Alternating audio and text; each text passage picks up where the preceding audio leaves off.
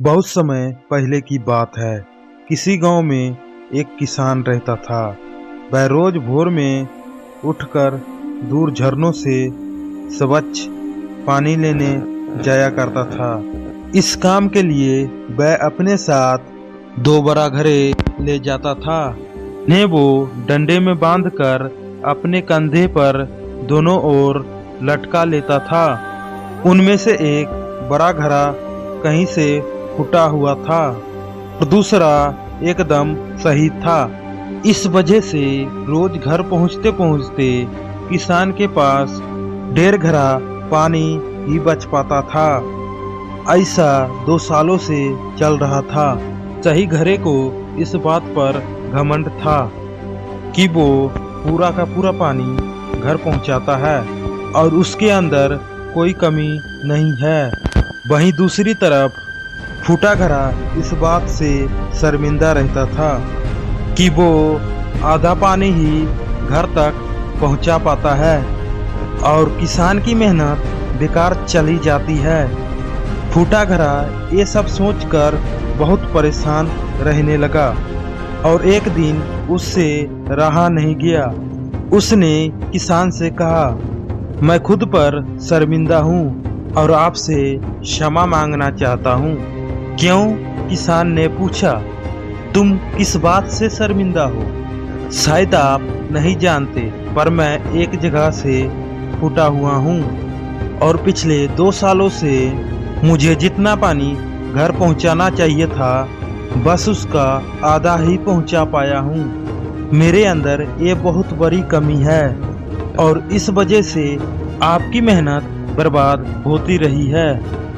फूटे घड़े ने दुखी होते हुए कहा। किसान को घड़े की बात सुनकर थोड़ा दुख हुआ और वह बोला, कोई बात नहीं है। मैं चाहता हूँ कि आज लौटते वक्त तुम रास्ते में पड़ने वाले सुंदर फूलों को देखो। घड़े ने वैसा ही किया। वह रास्ते भर सुंदर फूलों को देखता आया। ऐसा करने से उसकी उदासी कुछ दूर हुई, पर घर पहुंचते पहुंचते फिर उसके अंदर से आधा पानी गिर चुका था। मायूस हो गया और किसान से क्षमा मांगने लगा। किसान बोला, शायद तुमने ध्यान नहीं दिया। पूरे रास्ते में जितने भी फूल थे वो बस तुम्हारी तरफ ही थे। सही घड़े की तरफ एक भी फूल नहीं था। ऐसा इसलिए क्योंकि मैं हमेशा से तुम्हारे अंदर की कमी को जानता था और मैंने उसका लाभ उठाया।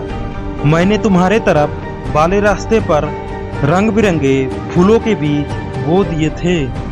तुम रोज थोड़ा थोड़ा करके सींचता रहा, को इतना खूबसूरत बना दिया। आज तुम्हारी वजह से ही मैं इन फूलों को भगवान को अर्पित कर पाता हूँ और अपना घर को सुंदर बना पाता हूँ।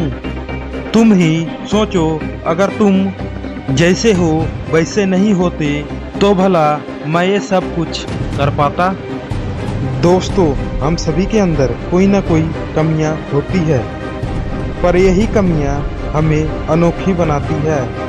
उस किसान की तरह हमें भी हर किसी को वो जैसा है वैसे ही स्वीकारना चाहिए और उसकी अच्छाई के तरफ ध्यान देना चाहिए। जब हम ऐसा करेंगे तब फूटा घड़ा भी अच्छे घड़े से मूल्यवान हो जाएगा।